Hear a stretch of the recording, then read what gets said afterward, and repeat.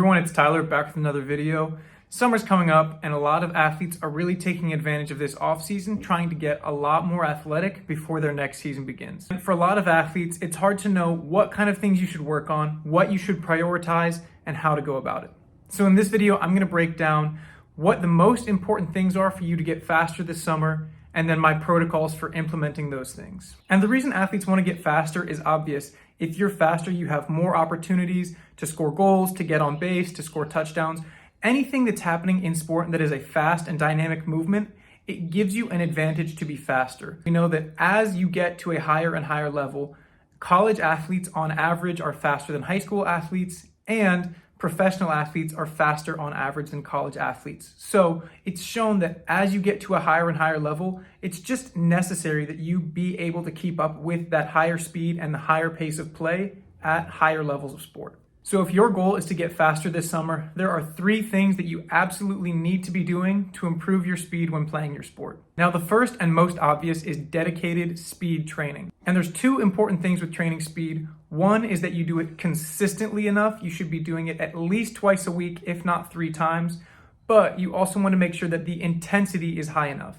And so what this means is you don't want to go into your speed session very fatigued. You don't want to do it on back-to-back days. You don't want to rest for too short of a time. Give yourself a full 3 to 5 minute recovery between each sprint. You also don't want to sprint for too long. None of your reps should be going past about 40 to 60 meters.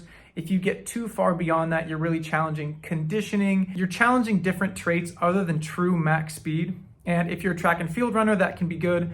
But if you're a football player, how often are you really going above your true max speed, 40 to 60 meters down the field? Very rarely. And the reason this is so important is that your nervous system and your muscles and tissues need a very specific stimulus in order to improve.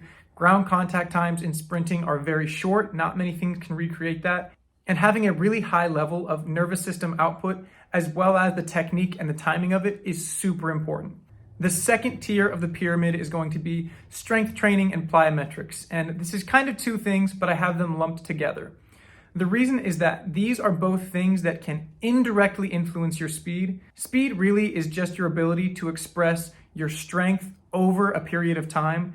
And so plyometrics are very important for developing that ability to interact with the ground, to be very elastic, to be very springy and more efficient. Strength training can also be very effective because it's strength as expressed in an amount of time. So things like your stride length and your ability to generate force early on can be affected by the amount of strength you have. If that's something that is a weak area for you, obviously getting stronger isn't always going to make you faster. But if it's a weak point and that's what's limiting you, strength training can really benefit you as well. Now, I recommend that you do your strength training either on the same day as your speed workouts and do them after so that you have a really long recovery until your next speed session, or you can do it the day after. I don't recommend doing a lot of high volume strength training the day before you sprint because you're going to be really tired and fatigued. And if you're walking into a sprint session with sore legs, you're going to find that it's really difficult to get a good level of output, and then you're going to get less out of your more important baseline level of training. And the third thing that has less to do with speed and more to do with your ability to play your sport is to play your sport. And this probably won't make you faster directly. If you're a soccer player, having the ball on your foot is not going to be able to let you reach top speeds. If you're a basketball player, you're probably not as fast with the ball in your hand having to dribble. But when it comes to playing your sport, your ability to move with the ball, to cut and change direction, all of those things are very important when it comes to on-the-field performance. Yes, you want to be training your max top-end speed directly, but we also want to work on other traits when it comes to translating that to in-game performance.